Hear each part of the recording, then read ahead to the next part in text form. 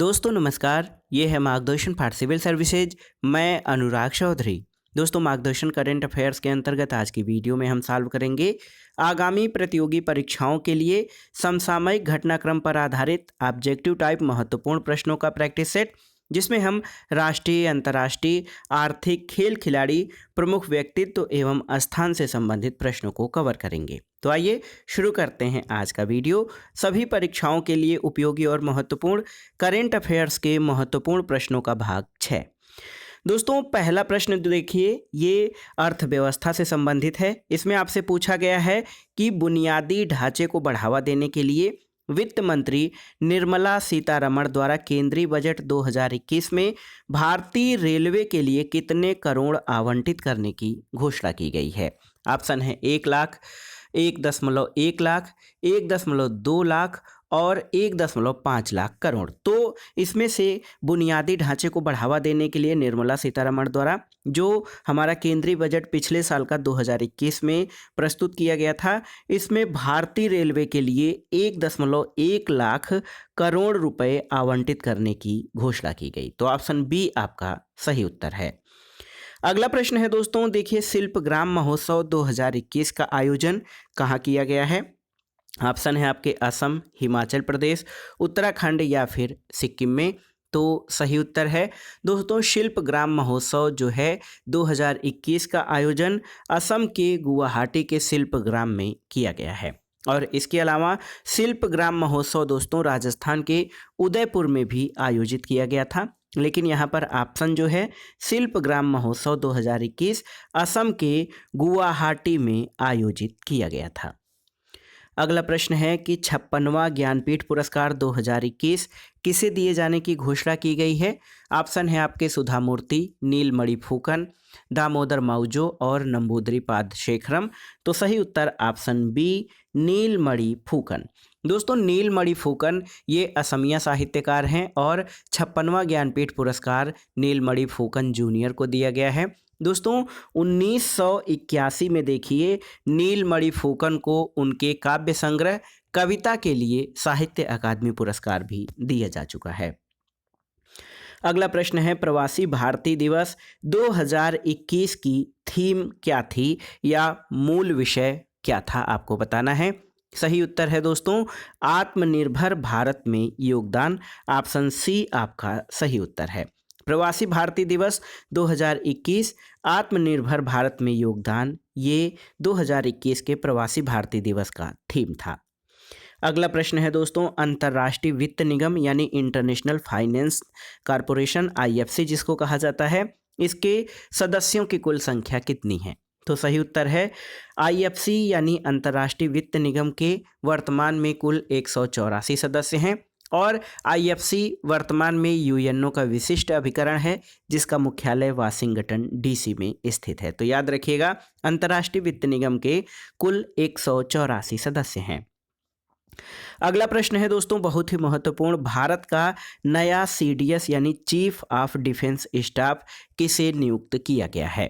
Option है Karambir Singh, captain Vikram, Manoj Mukund Naravane या R Harikumar को। तो सही उत्तर ऑप्शन सी MM नरवड़े यानी जनरल मनोज मुकुंद नरवड़े को दोस्तों भारत का नया यानी दूसरा CDS नियुक्त किया गया है। भारत के पहले CDS जनरल बिपिन रावत रहे जिनकी तमिलनाडु में हेलीकॉप्टर दुर्घटना में मृत्यु हो गई थी, और अब भारत के दूसरे CDS मनोज मुकुंद नरवड़े हैं।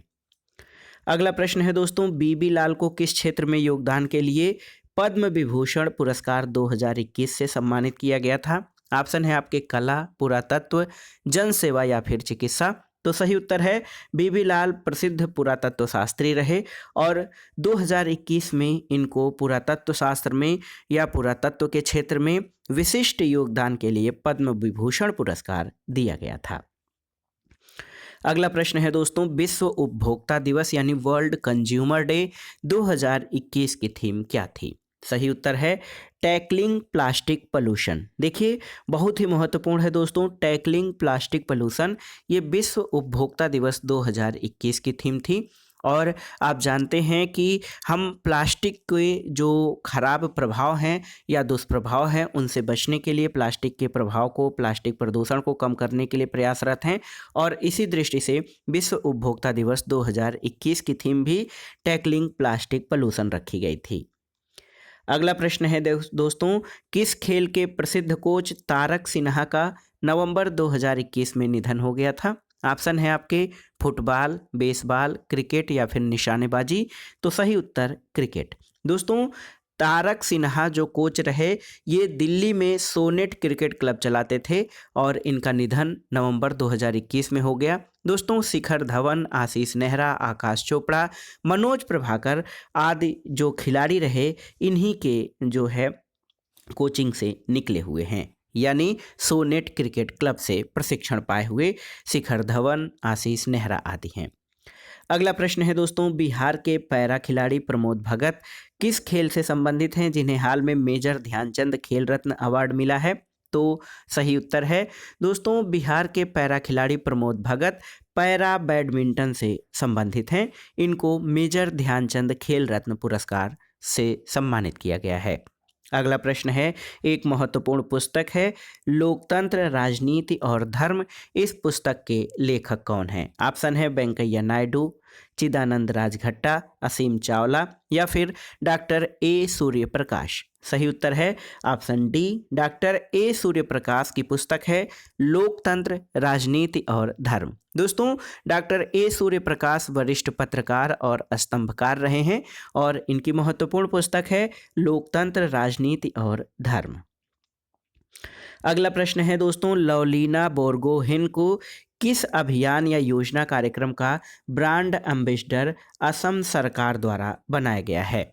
तो सही उत्तर है समग्र शिक्षा अभियान। ऑप्शन सी देखिए, लवलीना बोरगोहेन को दोस्तों असम सरकार द्वारा समग्र शिक्षा अभियान का ब्रांड एम्बेसडर बनाया गया है। आप जानते हैं असम की बॉक्सर हैं लवलीना बोरगोहेन और इनको समग्र शिक्षा अभियान का जो है ब्रांड एम्बेसडर बनाया गया है। आपकी जानकारी के लिए बता दें दोस्तों, लवलीना बोरगोहेन ने टोक्यो ओलंपिक में बॉक्सिंग का कांस्य पदक जीता है।